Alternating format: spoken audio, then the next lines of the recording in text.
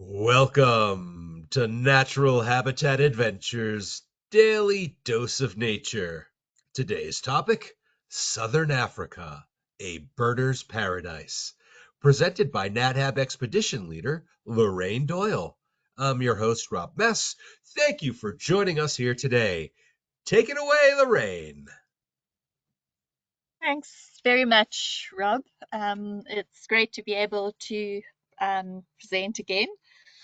And today I thought that given that we're coming up to, well, we are in, I guess, the festive season, I thought I would focus on some of the creatures that we have here in Southern Africa, namely our birds, which many of which are incredibly beautiful, colorful, with obviously also an extraordinary variety. In Southern Africa, which, if you take it at its broadest context, covers South Africa, Zimbabwe, Namibia, the southern portion of Angola, the southern portion of Zambia, and the western portion of Mozambique, you're looking at over 1,000 species of birds that occur across the subregion. So, yeah, extraordinary variety. And this is just a kind of a smattering, if you will, of some of the birds that we get to see on our Southern Africa or our South Africa, secluded South Africa, and also the Zimbabwean trip. So the bird on the screen at the moment is a scarlet-chested sunbird, a male. The females of all of these kind of brightly colored sunbirds are pretty drab and nondescript, but the males are all very beautiful. And this is actually in a coral tree, so this is in an erythrina tree. And yeah, the colors were just really, really pretty. The iridescence is quite interesting in that iridescence is structural pigment. So there's no actual color per se.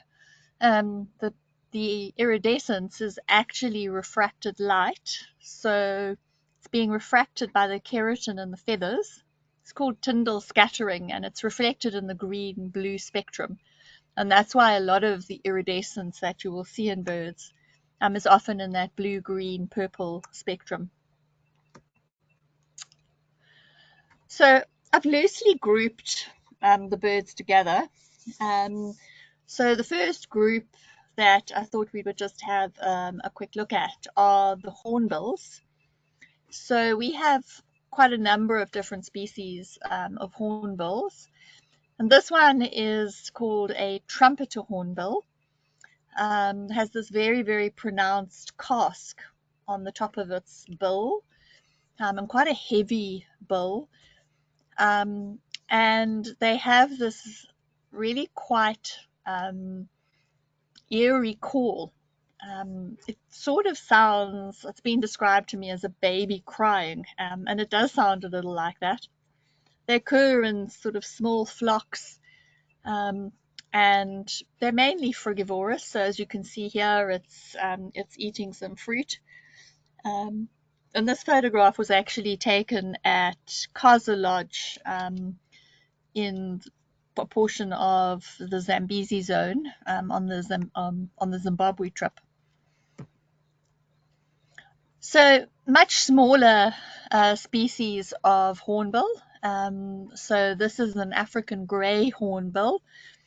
They have this really interesting sort of piping type call. So very, very distinctive. And like all of these hornbills, they have a very interesting breeding strategy in that they'll find a hole in a tree, and after mating, the female will actually be sealed into the hole. So the male will close the hole up with mud. So the female lays the egg. She then sheds all her flight feathers while she's incarcerated in there, which obviously helps with the incubation process. And the male will come and feed her daily through the slit that they leave in the hole where she's nesting. And then once the eggs have hatched, the female will break out. She and the male will then reseal the hole, and they will feed the chicks until the chicks are ready to fledge. And then they will break away all the mud and the chicks will fledge. So it's something that's quite unique to pretty much all species of hornbills. So this is a hornbill that occurs sort of portions of Botswana up into Zimbabwe. It's called Bradfield's hornbill. It looks quite a lot like a southern red-bill hornbill, but it's much more dull. It doesn't have the sort of striking black and white markings that you see on red-billed and also southern yellow-billed hornbills. And yeah, sort of has a more restricted distribution than the southern red-billed hornbills do. So I guess this southern yellow-billed hornbill is the one that's fairly well known to a lot of people. I think it was probably made famous through The Lion King. So yeah, this was Zazu. So in southern Africa, we call them flying bananas because their bills look like bananas. And the southern red-billed, and I guess to an extent, the Bradfields could also be called a flying chili.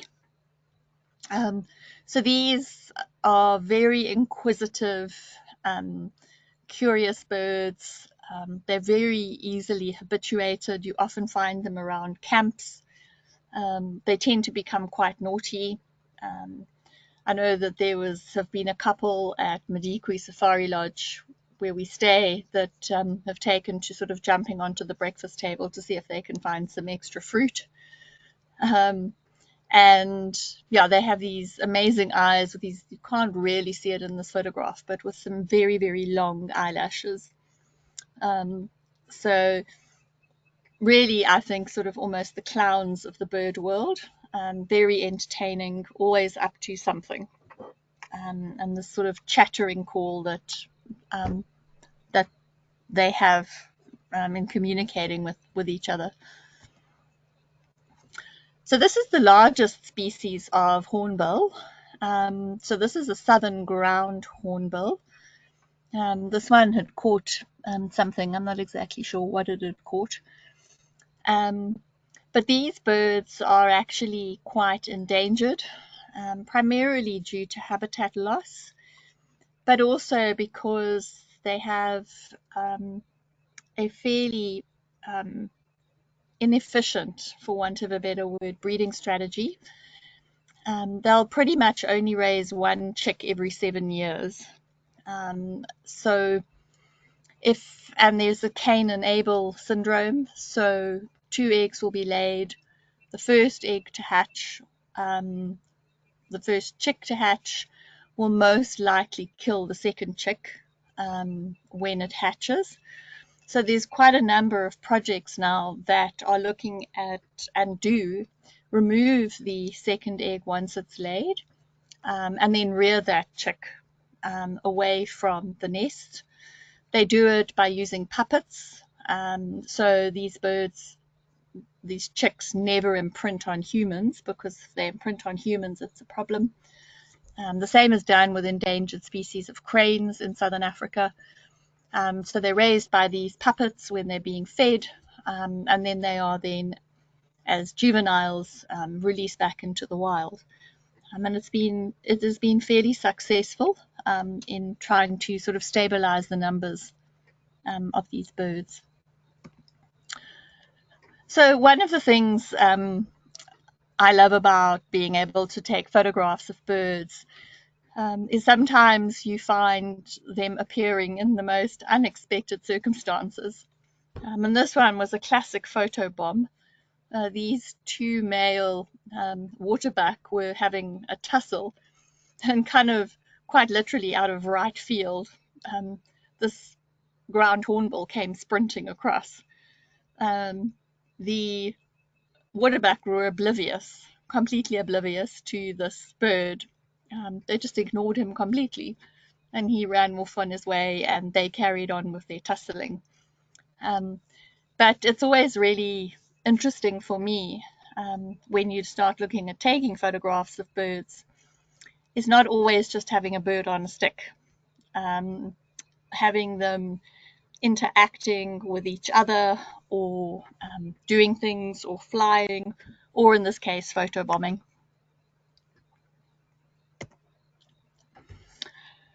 So looking at another group of birds, which are really beautiful and very brightly colored. These are our bee-eater species. And this is a little bee-eater. It's actually the world's smallest bee-eater. And what's quite interesting is this one actually has a bee in its beak. And they have quite a unique strategy. So obviously bees have a venomous sting. And what they will do is they will actually pull the sting out before they consume the bee. And they will usually do this kind of almost in the air. Very occasionally you'll see them doing what certain species of cuckoo do. So some of our cuckoo species eat caterpillars, hairy caterpillars, and they will actually knock the hairy caterpillar on a branch and just keep knocking it, trying to get all those irritant hairs off. And once or twice I've seen bee eaters kind of knocking a bee on a branch, I presume to get the sting off or out, but most normally it's pulled out. They pull it out in midair before they actually consume the bee. They don't exclusively eat bees. They are general insectivores, but obviously got the name because they're one of the species that will consume bees. So they come in a range of amazing colors. So greens, yellows. In this case, this is a carmine bee eater. So carmine bee eaters occur further north in South Africa, up through into Zimbabwe, into Botswana, and into southern Zambia. And they really are incredibly beautiful. So all of these bee eaters will live in colonies, in banks, often of riverbanks. And they actually have this incredible behavior of excavating nest holes, which they dig with their feet, almost like as if they're pedaling a bicycle. And what they'll do is they'll dig a tunnel back quite far, about a meter, can be as much as a meter into the bank, and then they'll hollow out a chamber at the back of that tunnel, and that is where the eggs are laid. So it's a really spectacular scene on the banks of the Zambezi River. You get carmine bee eaters, you also get white-fronted bee eaters nesting there, and just watching hundreds and hundreds of these birds coming and going, feeding, whether it's feeding chicks or feeding the female who's incubating the eggs, and just this kind of cacophony of noise. It really is truly extraordinary to witness.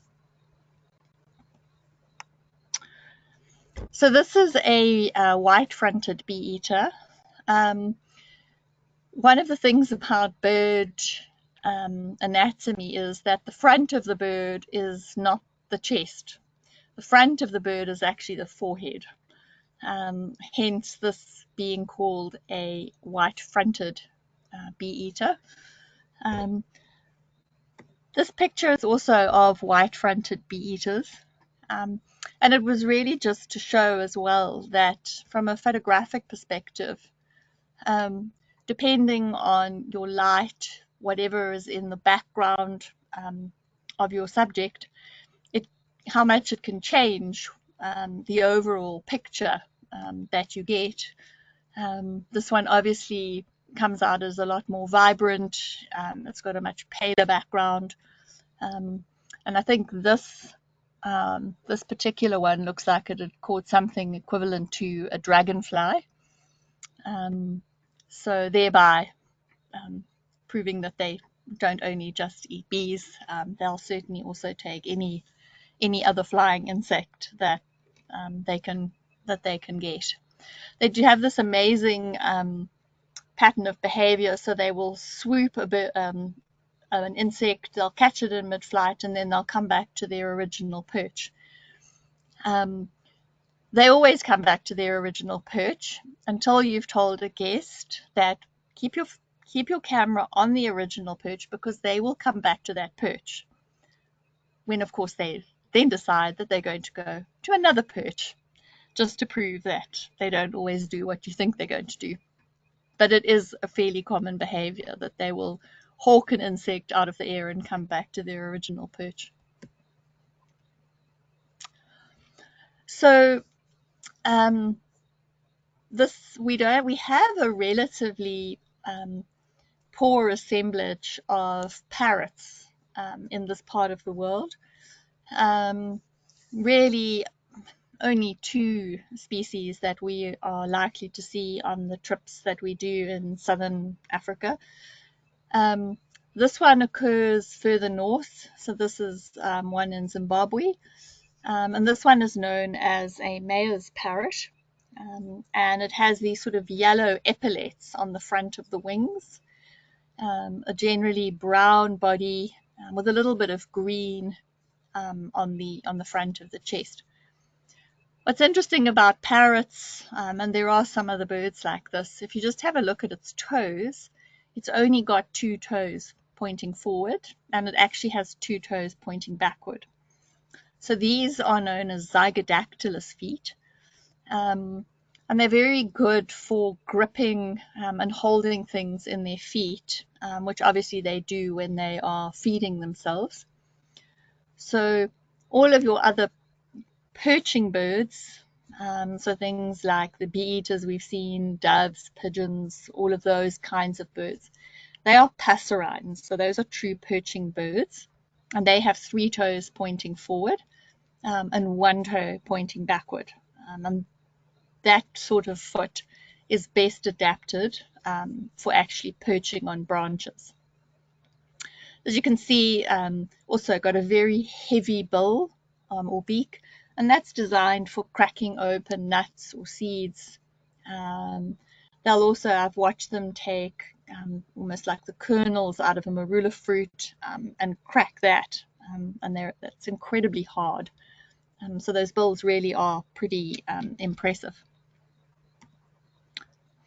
And then this is the one we get further south in southern Africa. So this is a brown-headed parrot. As you can see, it's kind of got a light brown head. Perhaps it's got a lot more green on it than Mayor's parrot. There is another species that occurs in further southwest, sort of the southwestern Cape, called the Cape parrot. But it's not an area that we historically go to on NatHab trips, so unlikely to see. There's a species of lovebird called Lillian's lovebird that occurs up on the Zambezi River.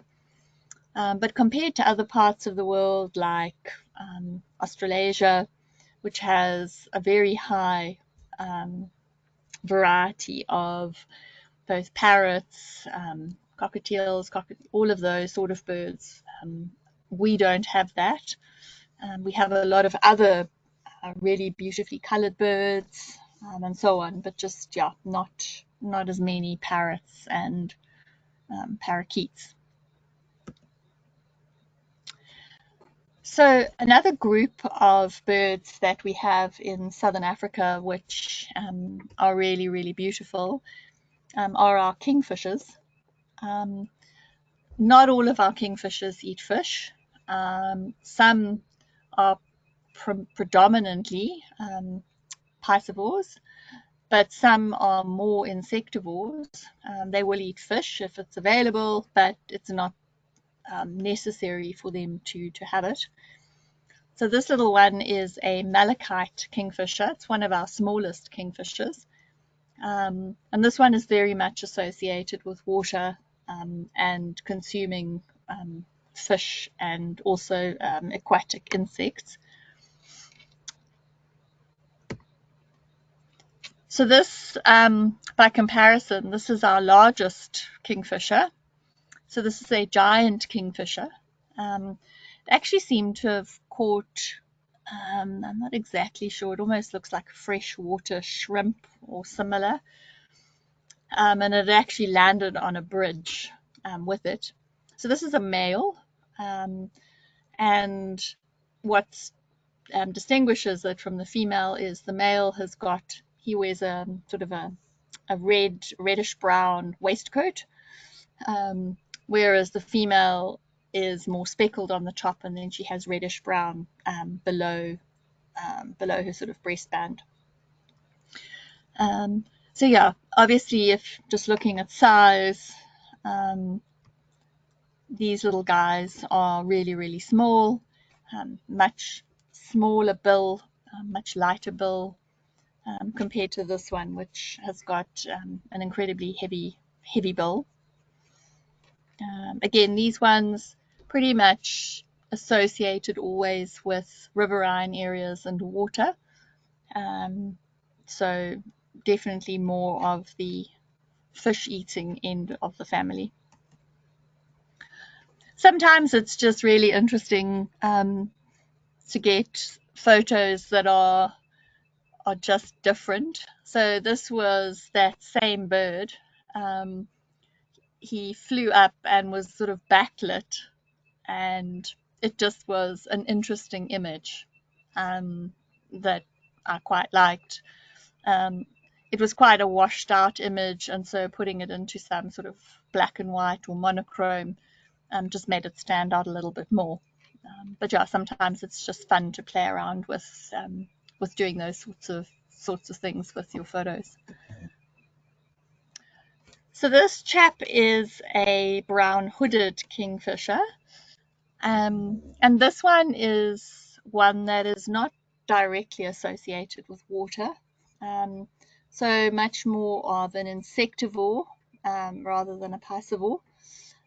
But as I said earlier, if presented with the opportunity, I'm sure would quite happily take fish, but is not restricted to areas where there is water. What's interesting about kingfisher bills is there's a discipline known as biomimicry, and biomimicry is a field almost of engineering that looks at what does nature do and can that be adapted into use in industry or production of something. And when they started making the very high-speed trains in Japan, they had a huge problem in the cities with sonic booms because they had these trains going at high speed into a tunnel, compressing air, and which was resulting in a sonic boom, which obviously in an urban environment is fairly undesirable. And so what they did was they looked at, is there a structure in nature that transitions from a less dense to a more dense medium with minimum noise and disturbance? And they found that it was the kingfisher bill. And hence those trains have those incredibly long pointed fronts to them, which are modeled on these long narrow bills of kingfishers. So there are many other examples of where nature has been used for various things. It's really interesting to kind of look a little bit more into it. So this is another one of our species. So this is a pied kingfisher, so just black and white. This is a male. Again, has sort of a little bow tie and then a little line of almost like a waist jacket. Females only have one. They have the second band, like a necklace, but they're lacking the bow tie type image. And these ones, again, very closely associated with water and primarily catch fish as their main source of food. So these little guys, they always look a bit like Angry Bird to me, especially the one on the left-hand side. So these are birds known as white-crowned shrikes. And shrikes, all of our shrikes have got these very heavy bills. If you can see, they've got quite a hook on the end of the bill. And you can quite nicely see here the foot I was talking about, the passerine foot, which has got 3 toes pointing forward and 1 pointing back, which is a typical perching foot. So these guys occur in groups of sort of up to 10 birds. They're very noisy. This photograph was taken at Davison's camp in Hwangi. And yeah, they were causing quite a commotion in the tree above the sort of main tent area, which is where I went and managed to get a photo of them. But they will take insects, so they will also be able to eat things like beetles. They can actually break through that hard exoskeleton. But yeah, pretty much any insect that they can overpower, they will eat, living in these sort of family groups. So this is a bird called a crested barbet. Also got a fairly heavy bill. I just like this photograph because he was sitting on a fig tree, and it was just the textures of the bird's feathers and the colors just seemed to blend into the tree. And it's quite unusual to think of a bird that's sort of yellow and black and red and all those colors mixed up, being able to blend into an environment in any way. But it was actually blending in pretty successfully here. There's a number of different species of barbets in southern Africa. All of them are brightly colored, and they are primarily frugivores. So they will eat whatever fruits they can get. Obviously, this, as I said, was a fig tree, and figs are certainly a favorite fruit of any of these birds. They also have an incredible call. It was described to me once as it sounds like a stick that's been stuck in a bicycle wheel. It's just this long, continuous call that they make, which can go on for very long periods of time. Their coloration always looks to me as though a child got given a paint set and just decided to daub the bird with all these different colors. But yeah, very pretty, very engaging birds as well, quite easily habituated, very curious, inquisitive, and often will be found around camps within southern Africa. Another really, really beautiful bird. So this one is known as a black-headed oriole. We do have other orioles, and you also get Eurasian orioles. But this one, as its name suggests, has a black head, this beautiful red eye, a lovely liquid call, has this beautiful voice, and looking at the bill will also tell you a little bit about what birds eat. So this is quite a long, slender bill, more typical of something that eats insects, rather than something that like a parrot, which has got that heavy bill to crack fruits or seeds open with, or seed eaters, which have sort of conical bills, things like your sparrows, which will then be able to like hop around on the floor and pick up and crack smaller seeds, rather than the big nuts or whatever that you would find with a parrot. But these long, narrow bills are much more adapted to eating insects. So another group of colorful birds that we get are weaver birds. So there's probably about, I'm just thinking off the top of my head now, but there's probably at least 9 different species. all of which have this ability, the males, to weave these very intricate nests. So this one is a bird known as a village weaver. Males very brightly colored. The females may be also have some yellow in them, but much more pale colored, and some of them are even more drab. But the males make these nests by weaving grass to make sort of almost round or spheroid shaped nests. They will then sit very close to the nest and they will beat their wings, kind of almost like, look how good I am, come and have a look at what I've built. The female will come and inspect the nest once it's completed. If she approves, she will go into the nest and accept it. If she doesn't, she will have a look at it and then fly away from it. At which point it's quite likely that the male will then actually destroy the nest and then go somewhere else and start building a new one. They're very, very interesting to watch. It's pretty amazing at the moment where I'm based in Zululand. We've got a cycasse just outside the lodge, and I've been watching the lesser mast weavers there over the last while, all starting to build their nests.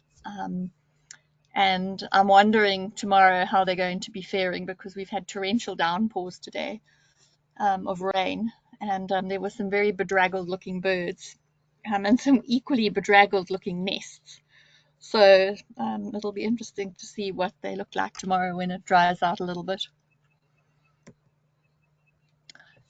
So this is a purple-crested turaco. We have a number of species of turacos, all of which except one have beautiful coloration. Whether it's purple like this one, or things like Neisner turacos, Shallows turacos have much more green on them. Incredibly difficult birds to get photographs of because they spend their time in the canopies of trees and very often deep in the middle of the tree. So not the easiest birds in the world to take photographs of. But if you get the opportunity, just these really, really beautiful birds. So what's also really interesting is turacos are the only birds in the world that have actual green pigment in them. So with other birds, any sort of green coloration you get is either going to be some form of iridescence, or it's going to be a mixture of blue and yellow pigment to give you green. It's not going to be a true green pigment. They also have a true red pigment, so they're quite unique birds. Have a really distinctive call, and again, as I said, live in the trees, primarily frugivores, so hop around feeding on fruits, and yeah, if you do actually get to see them, really beautiful. This bird, if it's possible, is even more beautiful in flight. It has bright red, has bright red underwings. It's got this incredible flash of crimson when it flies. But yeah, just not the easiest thing to try and get without 5 million branches in the way of the feathers. So just some of our little raptors. So this is one of our smallest little owlets. It's called a pearl-spotted owlet. Obviously gets its name from the little pearl spots on its head. What's interesting is it has false eyes in the back of its head. And so what that means is that from a predator's perspective, it's a confusion. There's a good chance a predator will think it's looking at the front of the bird. In fact, it's actually looking at the back of its head. Gives the owl an escape route. But yeah, a very small little owlet. Can be seen out and about during the day, which is quite unusual for owls. But yeah, a cute little bird. Then perhaps one of our most beautiful raptors. This is called a bateleur. It's a snake eagle. The black and red one on the bottom is the adult. The browny color one on the top is the juvenile. And this was just a really interesting series of photographs. So that's a close-up of the juvenile. You can see that brown with that sort of greenish color cere rather than the red, which it will later become. But what was interesting was that there was actually a snake, which is what's draped over that branch. The adult left. We spent probably maybe as much as half an hour with this juvenile, which ultimately landed up eating the snake, hopping around. But what was also really interesting is that this little glossy starling at the top here just sat there throughout the whole thing, kind of observing or oblivious, I'm not sure which, to the whole incident that was unfolding. But yeah, eventually managed to get it and completely consumed the snake, and the starling just kind of turned the other cheek almost. But yeah, it was a very, very interesting interaction to watch. And that's one of the things with birds, is sometimes you get really lucky to get to see these kind of interactions. And that's what makes watching them really, really amazing. So this is one of our migratory raptors. This is known as a Verreaux's eagle, and it's an intra-African migrant. So it migrates further north into Africa during our winter season and then migrates back down during our summer. Looks very much like a tawny eagle, similar coloration, but tawny eagles have a yellow eye, not a brown eye. So one of the distinguishing characteristics of a Wahlberg's eagle. So this is a martial eagle, one of our biggest eagles. This was actually taken at a waterhole in Hwange National Park, just outside Davison's camp. And it had actually come down. It was really, really hot, and quite a few of the birds had come down to the water. And yeah, just managed to get a sort of fleeting glimpse of this martial eagle. Really, really impressive eagle. True eagle, as you can see, it's got feathers all the way down its tarsus, which is considered to be a true eagle. Snake eagles, like that bateleur, don't have those feathers on their legs, and possibly, given that snake eagles are eating snakes, it just gives potentially a snake less to hang on to. But it's one of the ways of differentiating between the snake eagle and the true eagle. So this is a pretty unique raptor. It's known as an African harrier-hawk, and it has these incredible ankle joints which bend at quite improbable angles that allow it to stick its foot into a hole in a tree and pull out whatever is in the tree. And this was taken on Lake Kariba, and it actually hooked a bat out of this tree, and obviously went on to consume the bat. But just watching it actually fishing in the hole for quite some period of time was really quite extraordinary to watch. And then what's also really interesting about them, I don't know if you can see in this picture, it's got a yellow face. As it gets more worked up and kind of involved in this whole hunting process, the skin color on its face changes, and it gets this pink wash on its face, as you can see here. And it was kind of, at this point, I think it was just kind of like pausing for breath in the middle of this whole little hunting exercise, but just really interesting to see how that face changes color. So these are the guys who unfortunately got a bit of a bad rap from Disney, but are hugely necessary in African ecosystems. Our vultures. I just like this picture because it just kind of epitomizes how vultures move around, sort of the stalking, hunched over movement. This is our largest vulture. It's a leopard-faced vulture. And then this one was just a really cool interaction between a young spotted hyena and a white-backed vulture. I'm not sure who was more curious about who, but yeah, quite an interesting interaction. And then this is just one of our other much smaller vultures, the leopard-faced vulture. So this is the last one that comes into kills.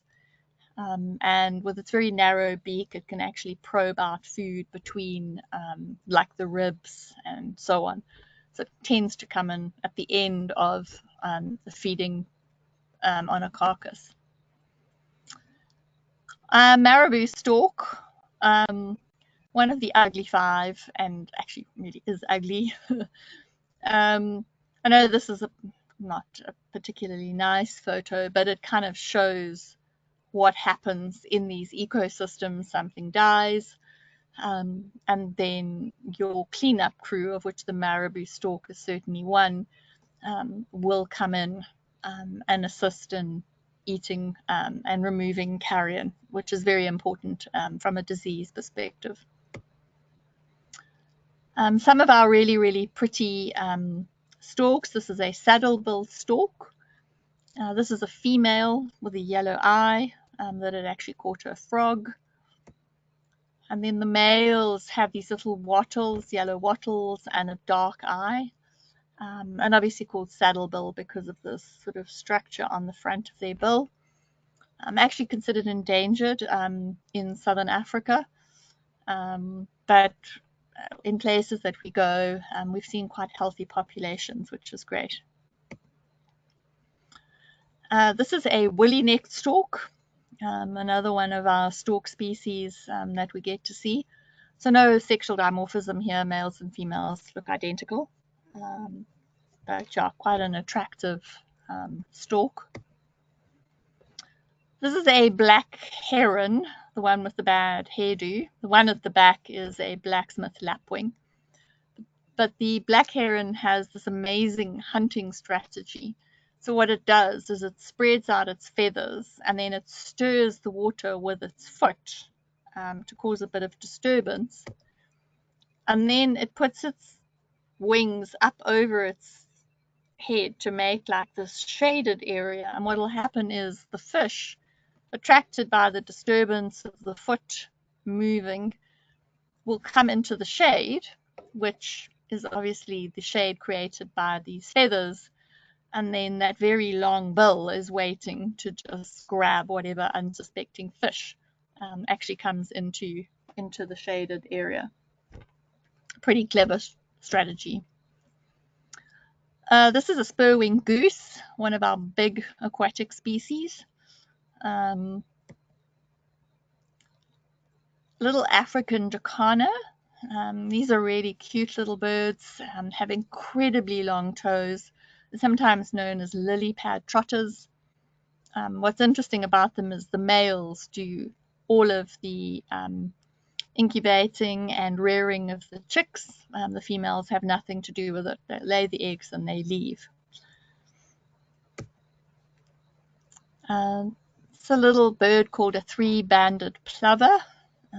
Again, just very pretty little birds, very photogenic, quite fast moving. It's quite difficult to get them to static. So yeah, this was just quite a lucky shot that it actually stayed still for more than a couple of seconds. This is a purple heron. It's actually got its neck all coiled in.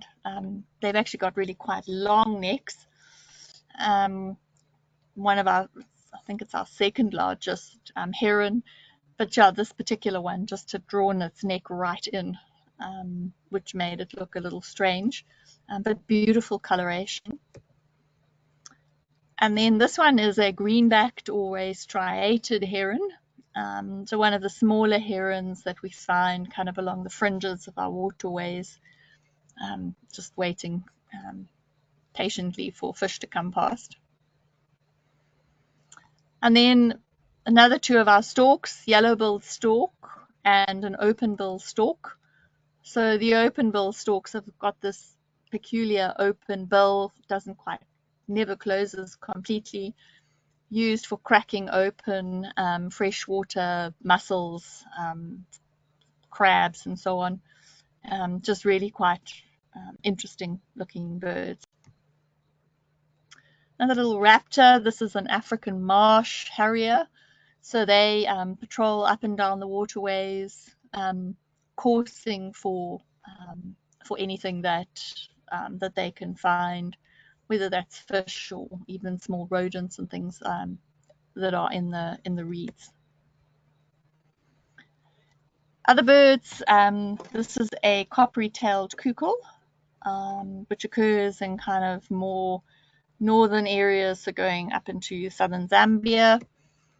And then a Burchell's cuckoo, which is the cuckoo that occurs down here in southern Africa, or South Africa. They're related to cuckoos, but they do make their own nests. They don't parasitize nests like other cuckoos do. Some of our little ground birds. So this is a bird called a Coqui Franklin. This is the male. This is the female. No, this is the male. Sorry, this is the female. Pretty little birds that feed on seeds, small insects, little ground-dwelling birds. And this is a sand grouse, occur in the drier areas. This is a Burchell sand grouse. The males, this is actually a female, males have specially adapted feathers on their breast that can soak up water, and they can then fly back great distances with water in those feathers to provide water for the female and the chicks. So cattle egret, that didn't really realize that this was not a cow it was standing next to, but an elephant.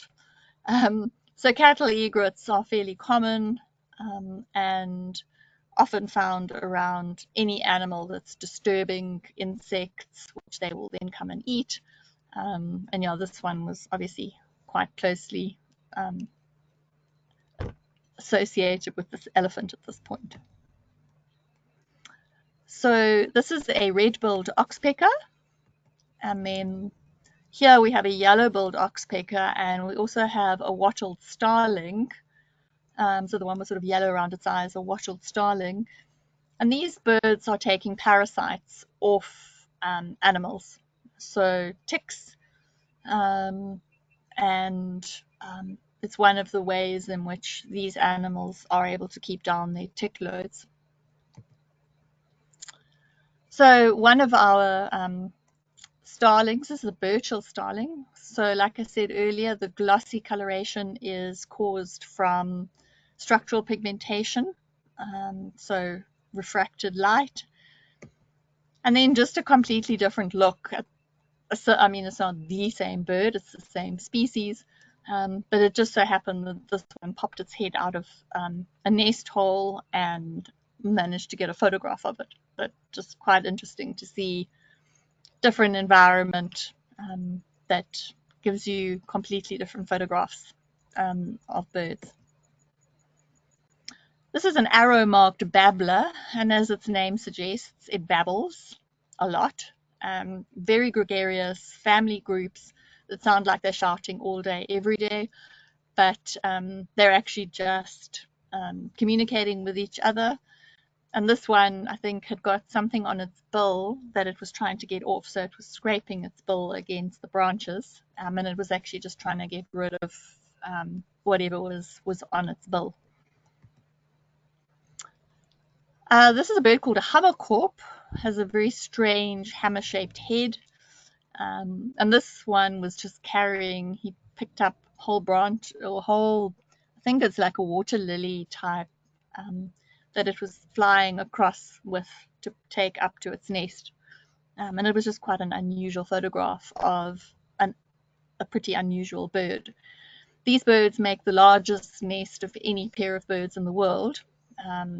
Absolutely ridiculous, oversized nest for two birds, but pretty impressive structures. Quite well known, our helmeted guinea fowl have these beautiful colors, black and white spots, and then the sort of crest on their head.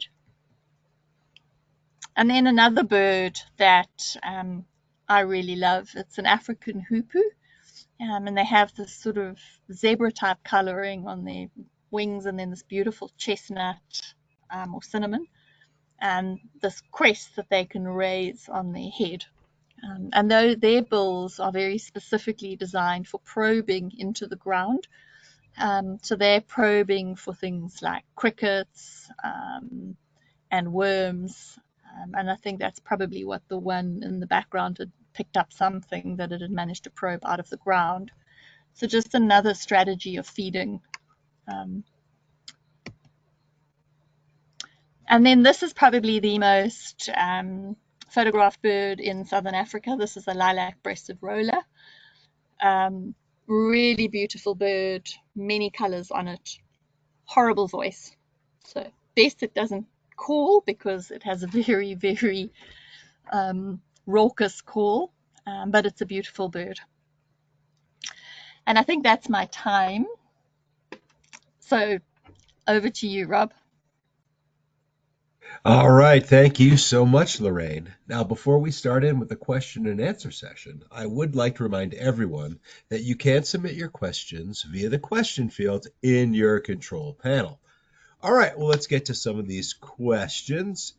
Let's see here. So, can you see the lammergeier in South Africa? Yes, you can. So we do have lammergeier, but it generally occurs in an area of South Africa in the center of the country, along the Drakensberg Mountains. So it is possible to see it in the country, but it's not a place that we go to on any of our NatHab safaris. But yeah, if you go to the Drakensberg, you can certainly see it. Gotcha, thank you.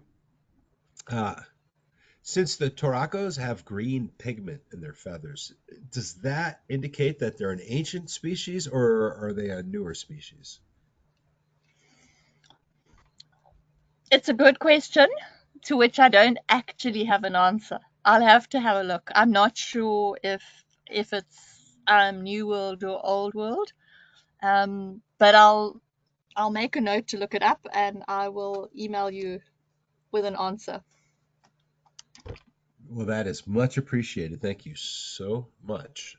All right, let's get to the next question. How can a carmine bee eater dig such a deep burrow without damaging its wings or tail? It's quite interesting because they almost pedal. They almost prop themselves up with their tail and then dig with their feet. Um, So their wings, they keep their wings pretty much closed during this whole process, while they're actually digging. So it really is more just a function of their feet. But whether or not they do some damage to their tail feathers, I guess that's a possibility. But it doesn't really affect their wings. Gotcha. Thank you. So, when is the best time of year for me to come down there and see all of these amazing birds? Is it now or is it later in the year? Um, so, I mean, most of the birds that I showed here are resident all year round, with the exception of maybe 3 species. So any time from June all the way through October, it's possible. If you come, so remember we're now opposite to the northern hemisphere, so our winter is June, and we go into our summer kind of in October. So if you want to have the opportunity to see all the migrant species back, you would need to come later in the year, so September, October, remembering that it gets hotter then and also potentially wetter. But you can still see a huge variety of birds from June through August, but just the migratory species will not be there, which may mean you will see less. But as I said, all of the ones I showed here, bar three, are all resident. They don't go anywhere. Gotcha. Thank you so much. Well, unfortunately, that is going to be the last question that we do have for today. So I'd like to hand it back to you for any closing comments you may have for us. Just to say thank you very much again for the opportunity to share this. And I will come back if I can find an answer to the question about the Turako pigments. And also just to wish everyone a very happy festive season. And yeah, all the best for 2025. Thanks, Rob. And thank you, Lorraine, for taking the time to present for us today. And I'd also like to thank everyone who tuned in today. So if you are interested in information on how you can travel with NatHab, please give us a call at the number on your screen, or you can send us an email at info@nathab.com. Our adventure specialists are happy to help you out. And if you're a part of a photo club and would like NatHab to speak to your members about nature and travel photography, email us at webinars@nathab.com. Join us tomorrow for our next Daily Dose of Nature. You can check out this week's lineup, including registration links, on our website at nathab.com/webinars. We did record today's presentation, and we will have the replay available on our website soon. With that, I will conclude today's webinar. Goodbye, everybody. We'll see you next time.